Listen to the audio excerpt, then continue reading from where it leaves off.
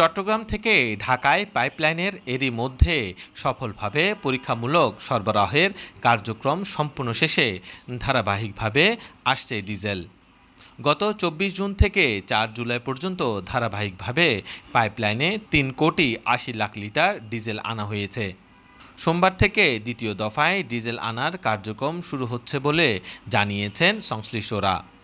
সংশ্লিষ্ট ব্যক্তিরা বলছেন, চট্টগ্রাম থেকে ঢাকায় পাইপলাইনে ডিজেল সরবরাহের কার্যক্রমটি বাংলাদেশের জ্বালানি পরিবহন ব্যবস্থায় একটি মাইলফলক। এই পাইপলাইনের মাধ্যমে বছরে প্রায় ৩০ লাখ টন ডিজেল আসবে নারায়ণগঞ্জের গোদনাইল ও ফতুল্লা ডিপোতে।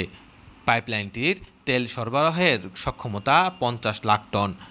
পাইপলাইনের মাধ্যমে পরিবহন ব্যয় ও তেল অপচয় ঠেকানোসহ বছরে প্রায় ২৩৬ কোটি টাকা সাশ্রয় হবে।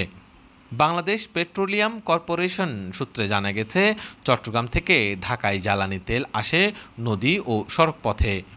তবে রাজনৈতিক অস্থিরতার কারণে মাঝে মধ্যেই তেল পরিবহন বাধাগ্রস্ত হয়। এছাড়া নদী ও সড়কপথে তেল পরিবহনের কারণে খরচ যেমন বেশি, তেমনি তেল চুরির অভিযোগ রয়েছে। একই সঙ্গে শুষ্ক মৌসুমে নৌপথে নাব্যতা কমে যাওয়ায় তেল পরিবহন করাও কঠিন হয়ে পড়ে।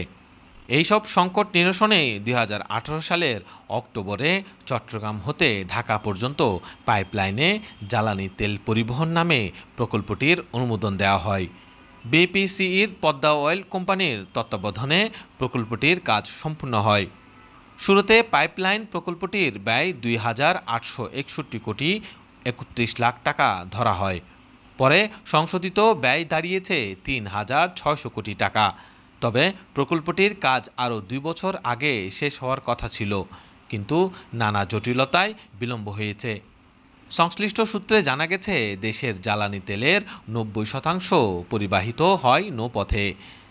তেল বিপণন কোম্পানিগুলোর নিয়ন্ত্রণে থাকা প্রায় ২০০টি অয়েল ট্যাংকার এইসব জ্বালানি তেল পরিবহন করে। নৌপথে জ্বালানি তেল পরিবহনে সিস্টেম লসের পাশাপাশি বিভিন্ন সময় বড় ধরনের দুর্ঘটনাও ঘটে। তাছাড়া শুষ্ক মৌসুমে নাব্যতা কমে যাওয়ায় জ্বালানি তেল পরিবহনে সংকট তৈরি হয়। অন্যদিকে বেসরকারি খাতের প্রায় ৩০,০০০ ট্যাঙ্ক লরির পাশাপাশি রেলওয়ে ওয়াগনের মাধ্যমে সড়ক ও রেলপথেও জ্বালানি তেল পরিবহন করা হয় দেশের বিভিন্ন অঞ্চলে। বিপিসি সূত্রে জানা গেছে, বর্তমানে বছরে জ্বালানি তেলের চাহিদা প্রায় ৭৪ লাখ মেট্রিক টন। মোট চাহিদার প্রায় ৪০ থেকে ৪২% জ্বালানি তেল ব্যবহৃত হয় ঢাকা বিভাগে। চাহিদা পূরণে চট্টগ্রামের পতেঙ্গার গুপ্তাখাল প্রধান ডিপো থেকে নৌপথে নারায়ণগঞ্জের গোদনাইল, ফতুল্লা ও চাঁদপুর ডিপোতে নেওয়া হয়।